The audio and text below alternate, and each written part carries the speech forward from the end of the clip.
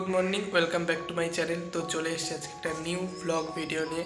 তো সকাল সকাল আজকে ব্লগটা করছি। তো আজকে হলো বুদ্ধ পূর্ণিমা, আর বুদ্ধ পূর্ণিমা মানেই হলো বিন্নগরের চণ্ডী পুজোর মেলা।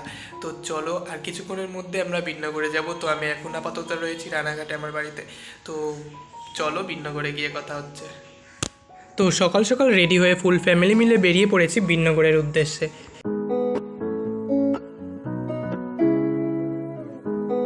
তো ইতিমধ্যে আমরা পৌঁছে পড়েছি বিন্নগরে, আর আমরা পুজোর জন্য ফল প্রসাদ আর পুজোর ডালা কিনে এগিয়ে চলেছি মন্দিরের উদ্দেশ্যে। আর এবার আমাদের পুজো দিতে যাওয়ার একটু দেরি হয়ে গিয়েছিল, প্রায় 12টা নাগাদই বেজে গিয়েছিল, তাই তুলনামূলক এবার ভিড়টা আমাদের কমই চোখে পড়েছে। আর বিন্নগরের এই চণ্ডী পুজোর মেলা কিন্তু বহুত বছরের পুরনো, বহু দূর দূর থেকে এখানে লোক আসে বুদ্ধ পূর্ণিমার দিন মায়ের পুজো দেওয়ার উদ্দেশ্যে। আর তোমাদের সাথে কথা বলতে বলতে আমরা প্রায় পৌঁছে গেছি মায়ের বেদির কাছে। তো চলো তোমাদেরকে আগে একটু মেলাটা ঘুরিয়ে দেখিয়ে নিই। মেলার চারিদিকে রয়েছে রকমারি খাবার দাবার এবং অন্যান্য বিভিন্ন রকম সামগ্রী।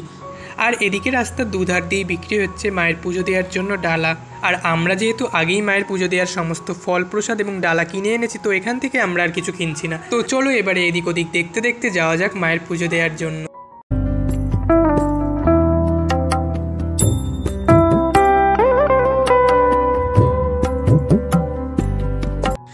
আর এদিকে আমরা চলে এসেছি মায়ের পুজো দেওয়ার জন্য।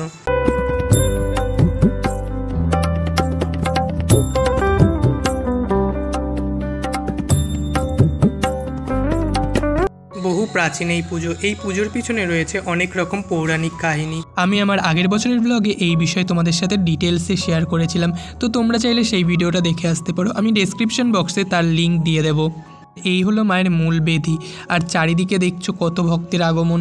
এখন বেলা প্রায় 12:30 কি 1:30 নাগাদ, আর এই প্রচণ্ড গরমের মধ্যে মেলায় কিন্তু ভক্ত সংখ্যার কম নেই।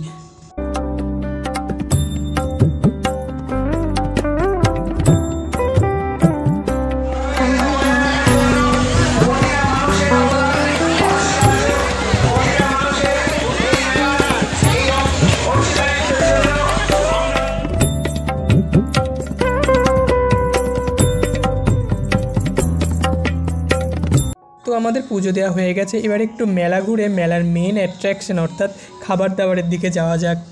তো এই গরমের মধ্যে ঠান্ডা ঠান্ডা নিয়েছিলাম আম পান্না, আর নিয়েছিলাম ঘুগনি। তো ঘুগনি খেতে খেতে আজকের এই মিনি ব্লগটা এখানেই শেষ করছি।